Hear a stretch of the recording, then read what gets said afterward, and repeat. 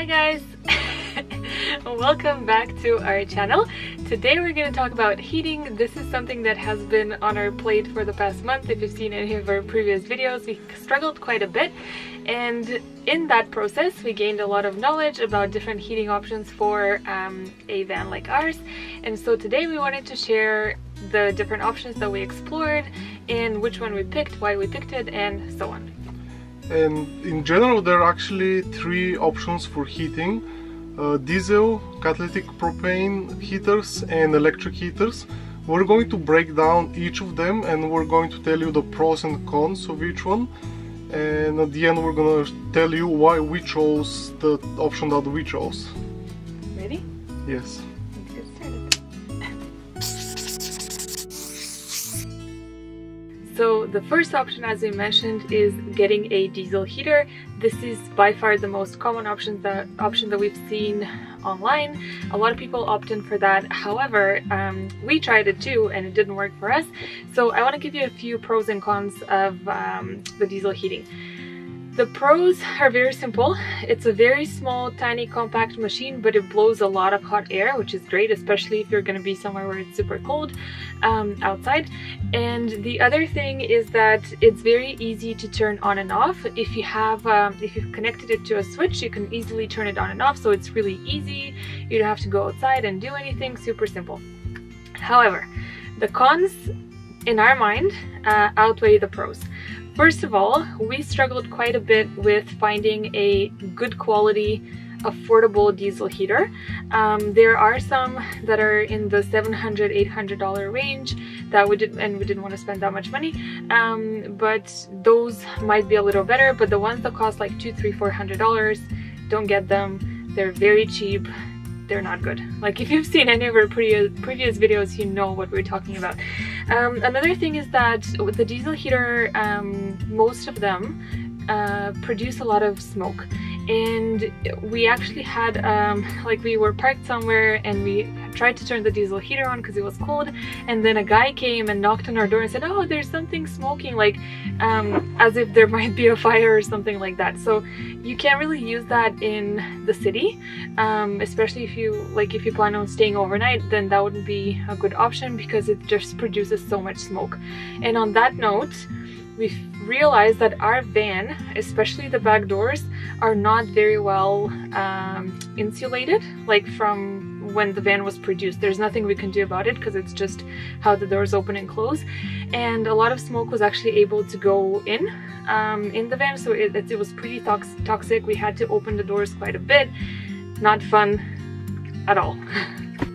And the second option for heating inside of the van is a catalytic propane heater. So just a little explanation here. Why do I say catalytic? Because the catalytic propane heater, they do not generate any carbon monoxide.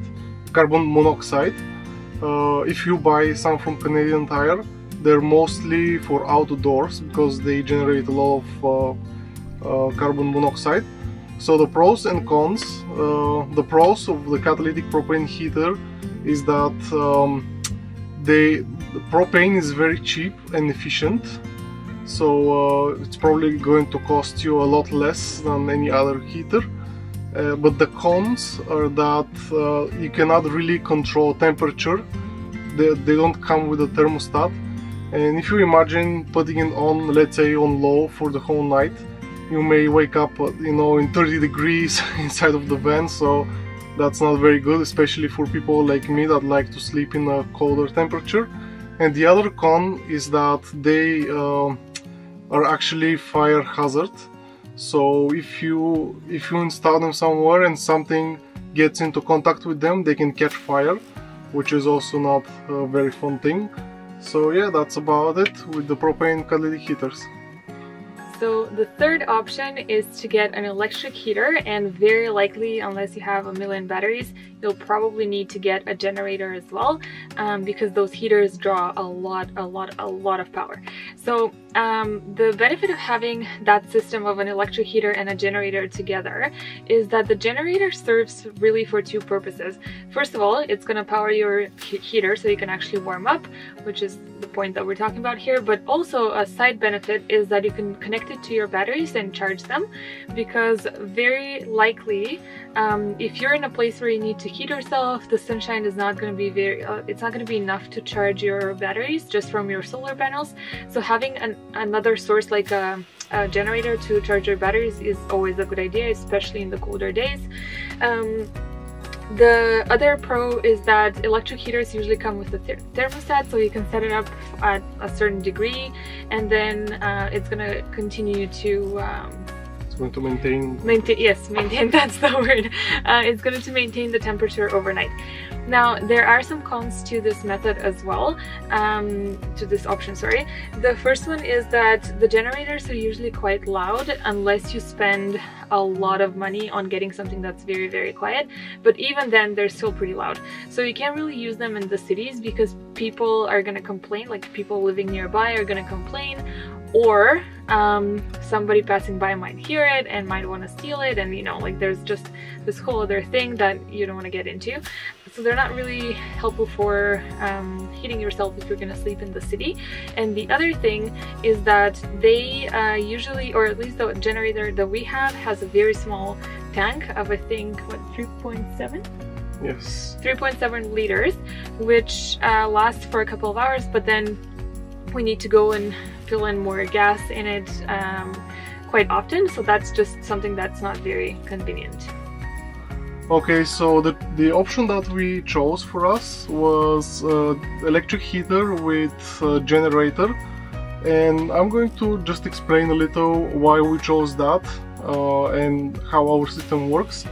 So about a month ago we saw that we lack electricity and that we don't generate enough electricity for our daily needs from the sun. Yeah. Yes, from the sun. So then we knew we have to find a way to recharge our batteries, because turning the engine on and recharging from the DC to DC charger was not an option, because this would depreciate the value and, you know, as general our van. So that's why we knew at some point we would have to get a generator and recharge the batteries. And so when the diesel heater did not work for us, then we decided to get an electric heater, because we were anyways going to get a generator. And there are many options out there. The electric heater that we found was infrared, I think from Heatstorm infrared heater, that I think it's the most economical that I was able to find. So how the system works is we have the generator running, and I created 2 lines inside the van, one going into a special outlet inside the van that we can use not only for the electric heater but for anything else we want to use that uses higher power, and another line going inside of where our batteries are. And over there we have a thing called Noku charger, which takes AC input and outputs 12 volts DC for batteries. And the one we got is really good because it's smart, it knows the stage of the battery and it doesn't overcharge them, you know, it's really good, we love it. So yeah, that's how the system works, and yeah, we're very happy with it. Are you happy with it? Yes, very. I just want to add something because I have learned this. I am usually, like, by the way, I'm usually really bad with all kinds of physics, electricity stuff, but this I've learned. So the Noku charger is really good to have on hand as well, because it has this option to, or at least the Noku charger that we have, has the option to repair the batteries and thus extend their life.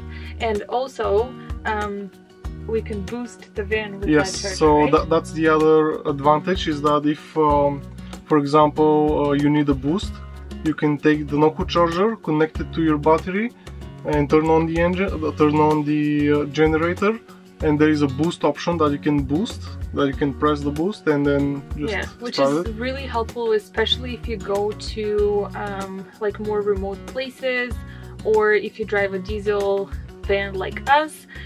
They tend to not do as good in the cold. Like, it has to be really, really cold, but it's just nice to have as a backup, because it happened once to us where I forgot to turn the DC to DC charger off. Yes. So we drained the battery of the van, and thank goodness somebody pulled over and was able to help us, but if we had the Noco charger, it would have been just much easier to do it ourselves. So as to conclude all of this, this option served the most, like checked the most boxes for us, and that's why we picked it. A couple extra notes on the topic of heating that I wanted to mention is that if in any case of emergency, we can always turn the van on and turn the AC, and that is able to heat the back of the van as well. It works really, really well. We've used it in the past. We don't need to do it anymore, but if anything happens, that's always an option. And then the other thing that I wanted to point out is, as we've shown you our curtains in our van tour, and we can put a little video here for you to see what I'm talking about, but our curtains are like pillowcases. So instead of having a pillow inside, we have a sheet of Reflectix, which really helps to keep the cold air from on the windows out, and then keep the heat, the hot air in, and that makes a huge difference. On the coldest days, we keep all of the curtains on so that no extra heat is leaving the van, and that is just another thing that's really helpful because the heater needs to turn on a lot less, and it's just overall really good. So if you are planning on surviving van life in winter, this is something that you might want to invest in. All right, let's wrap up this video here. Yes, thank you for watching. We hope you found it helpful. If you have any other options, please share them in the comments. Or questions. If you have any questions for us, yes, we would love to hear your opinion on this, and you know, maybe we can find out something that we can learn something that we didn't know before. Exactly. So yeah, if you liked it, press the thumbs up. If you like to support us, subscribe to our channel so that we can continue creating these videos for you. And other than that, thank you for watching. Yes, and we'll see you on the next Saturday. Yes. Bye. Bye.